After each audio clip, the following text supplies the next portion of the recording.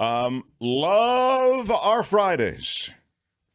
For this man, you can find him in the Marina Times, his many musings about all things from music, television, film, and the clubs. He used to be a big deal in the clubs. He comes and goes on a rainbow. Michael Snyder, everyone. What up, Michael Snyder? Sure and begorra, Mark. The happiest of St. Patty's days to you, Marco Thompson, and to you, Kim McAllister. Wait, is that an Irish McAllister or a Scottish McAllister? That's I'm not Scottish. really sure. Yeah. Forget about it. I rescind my happy Patty's Day to you. Kim, how are you? Honestly, it's amazing. I come on a rainbow. I am the pot of gold. Well, it's, yes. There's never been anything like this. Hey, on St. Patrick's Day, it's a lot stranger to be kissing the Blarney Stone than to be getting stoned, spewing Blarney, and kissing strangers. I'm just saying. What are you talking about? Hey, I love it. It's a big party day. Oh, my God. Where are my weed smokers at? Right, yeah. Anyway, speaking of Mark's madness, yes, sir. You have a bracket, by the way. I do have a bracket, and I am fully on board with Ma'am. I'm on the phone. I'm reaching out to my Friday brother, Jim Avila, and saying I am totally on board with your drop. I love that. We'll see where it goes. I'm excited about this year's iteration of Mark's madness. Very good, and you lead us off with iteration, a ding word. Thank you. I should have my own drop because of all the dings, but maybe every ding, it's every time you hear a ding, Michael gets a drop. It's sort of like that. It's sort of a little, kind of. Tell your little friends, the dreams do come true. It's a wonderful drop. I got a little reference there to an old movie. Speaking of movies, let's get to movies. Let's do it. We've talked about this in the past. There's been a big merger between Warner Brothers and Discovery, and that's impacted Warner Brothers' product. I say product. With all due understanding that that's what we're talking about. It's an industry. It's the movie industry. Anyway, from the entertainment media that this has caused a big shakeup there, and it's included the gutting of HBO Max's programming, specifically or especially DC Comics-inspired stuff. The nearly completed Batgirl movie, we've discussed it. It was spiked. The superhero shows Titans and Doom Patrol on HBO, both canceled with a half season left to be aired somewhere. And the underperforming DC Comics movie unit is being completely overhauled by a new creative executive team, one of whom is James Gunn, the screenwriter-director of Guardians of the Galaxy for Marvel, and he did Suicide Squad, the movie, and the Peacemaker TV show for DC. And they have been clever and exciting, and so people are hopeful, us superhero fans. The plan is for a unified DC movie and TV universe, but the reinvention is being preceded by 3 already-in-the-can movies they were afraid to spike, one of which is Shazam! Fury of the Gods, opening today. And there's also an upcoming Flash movie and an upcoming Aquaman movie, and then they're supposed to start anew. But the question is, will anybody in these other movies transition to the new iteration? Hey, we've got an iteration in there again. We already dinged it. So I know, so don't even. So we'll see. But this one movie, Shazam! Fury of the Gods, which is a sequel to 2019's Shazam, does again feature Zachary Levi and various other cast members from the original to continue the story of Billy Batson, an orphan in a Philadelphia group home with a number of other orphans who are all being watched over by a pair of kindly foster parents.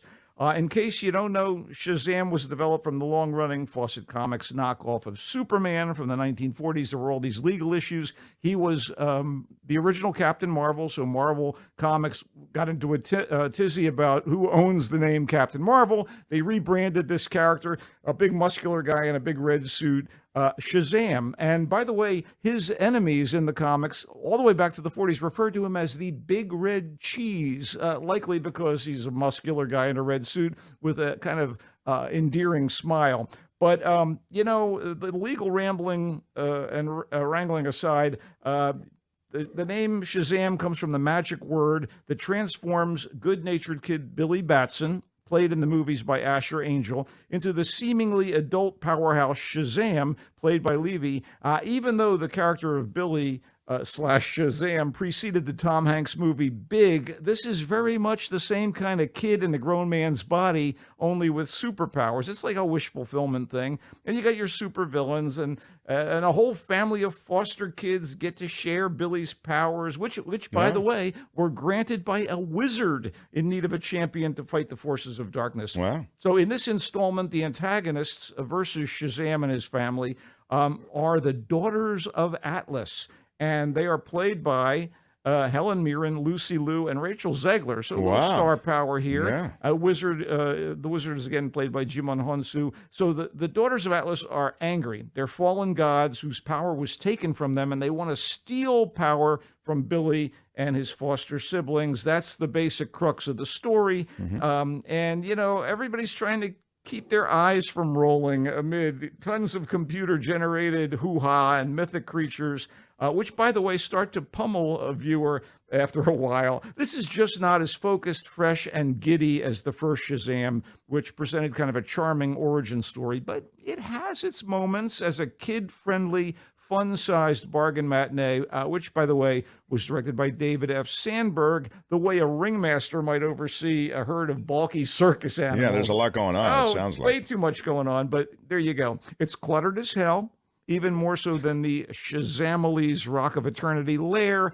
And yeah, for cognition and any sort of emotional investment, you will need to have seen the first one. We talk about this. Okay. You know, you can't escape that aspect of these things, right?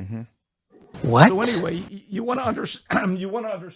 Yeah, go ahead. Excuse Get your me, water. I need a little sip of water. Yeah, please. What the hell is going on in the United States of yeah, America? Really, what the hell is going on in this movie? Anyway, you need to Michael? understand the rules of the character, the relationships, and those around him. And Already, I feel like I'm meeting with my lawyer to talk about this I know. stinking movie. I mean, so enough anyway, already. by the way, I got to say there is egregious product placement for Skittles candy here. Taste the rainbow. Actually, more like take the cash. You know what I'm saying? Applause for Skittles, and egregious is a ding word. It's frenetic, occasionally amusing, Frenetic is a ding inoffensive. word. Yeah. It's something aimed at DC Comics fan. You know, there are unbilled cameos, post-credit sequences. You know, if it's your thing, it's in theaters, but it does pale next to the first of the two Shazam films. All right. What else do you have? Let's get back down to earth. I really feel like the need to, even though I am superhero boy. Lovers of real life murder mysteries, like Courtney and yourself and many of our listeners and viewers, especially serial killings that were not conclusively solved, may want to seek out the new and somewhat engrossing feature, Boston Strangler. Oh. It's about the two female newspaper reporters who covered the string of stranglings that targeted a series of women in the Boston area in the 1960s. Sure. These murders baffled the cops and terrified the citizenry.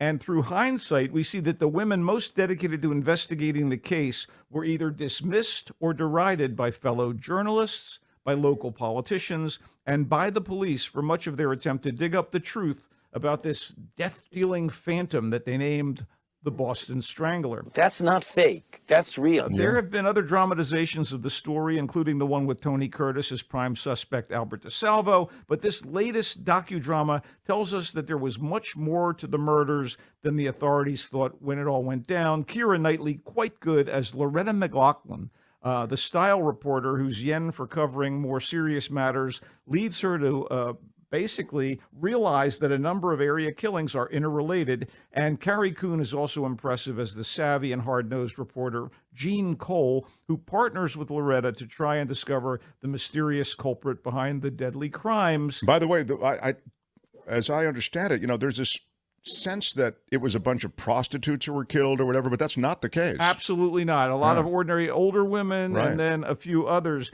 You know, I have to say that this first look at the misogyny that dogged the reporters aside, Misogyny is a ding word. Go ahead, Boston Strangler isn't the most tension-filled account you're going to see about this topic, but as written and directed by Mark Ruskin in a workmanlike fashion, it does slowly draw you in. The cast, which includes Chris Cooper as the editor who lets Loretta and Jean take on the Strangler assignment, and Alessandro Nivola as a sympathetic local police detective, they sell the seriousness of the criminal inquiry, and the story itself remains compelling many years after it happened. This is on Hulu exclusively, so And it's solid work by all involved, and it's a fascinating story if you recollect the Boston Strangler. Is it a series or a movie? It's a movie. Okay, good. All right, it's on Hulu.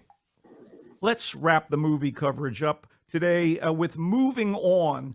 So soon after they appeared in the clown show that was the bogus, barely inspired by a true story sports comedy, 80 for Brady, I was a bit apprehensive about seeing another team up of Jane Fonda and Lily Tomlin. Nonetheless, I watched the gal's top line, Moving On, a dark, mildly amusing comedy about the bonds of friendship, the potential reclamation of lost love, the burdens of aging, and the morality of revenge. And I was pleasantly surprised that Reclamation is a ding word. it wasn't a chore to watch.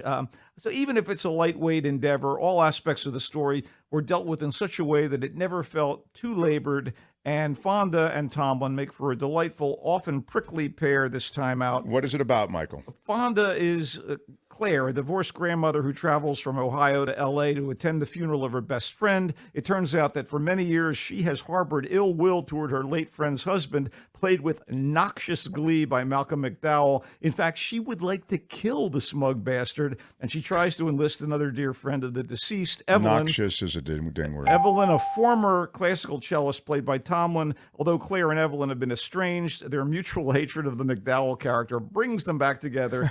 And Estranged is a ding word. amid all of this, Claire finds herself reconnecting with her first husband, now a widower himself, and played by the ever suave Richard Roundtree. None of this is particularly groundbreaking or profound. It's quite the cast, though. Moving On is just solid stuff. It's handily written and directed by Paul Weitz, the guy behind the intimate dramedies About a Boy and In Good Company.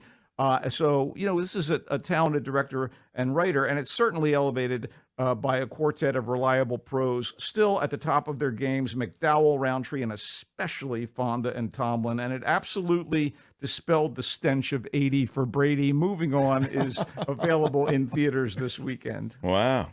There you go. He likes Moving On. I mean, he doesn't love it, but he said, yeah, he's really surprised at how it really hangs together and is good. That's the Fonda Tomlin thing you just heard about. Indeed. Boston Strangler on a Hulu. He really likes that. Good performances and a story very well told about the women who investigated the Boston Strangler story as it was gripping the Boston area. Yeah. SHAZAM, Fury of the Gods, he said, if you got to see the other SHAZAMs first.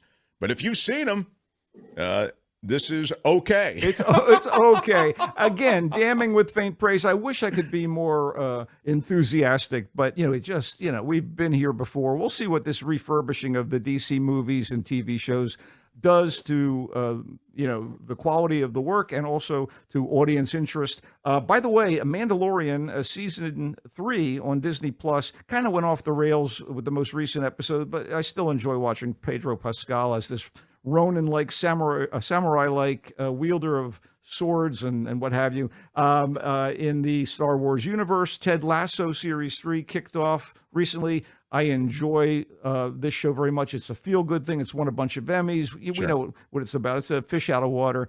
Right. A football coach from America directing a soccer team. And the Perry Mason Series 2 has been as wonderful as a tremendous first series set in the 30s, the way the original books were, with the incredibly talented Matthew Rhys as Perry Mason. And L.A. is a character in the series like it is in Bosch and like New Orleans is in Your Honor. Where is Perry Mason? It's on HBO and HBO Max. Okay. Thoroughly enjoyable. That's my TV chunk. Yeah, I love that. And lastly, will you explain what happened with Everything Everywhere All at Once in that movie? I never really understood it. Oh, yeah, no, I wish I could, but I won't. By the way, my current column in the Marina Times is all about TV shows that are adapted from real life stories, particularly two British series, Stonehouse and Litvinenko. One is on BritBox, Stonehouse. The other is on Amazon Prime. And you can read all about these shows, which are incredibly well made and incredibly worth watching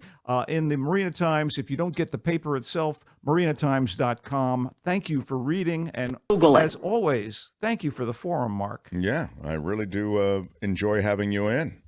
I thought a very thorough report today, if I might say. Very little left aside. You can read him in the Marina Times. You can find him here on Fridays. He does come and go on a rainbow. Oren Bra, everybody. Yeah, happy. Hi, it's Mark, and I thought that was great. Hit the notification bell. You'll know whenever there's a new video being dropped, and please subscribe to our channel to help us save the universe.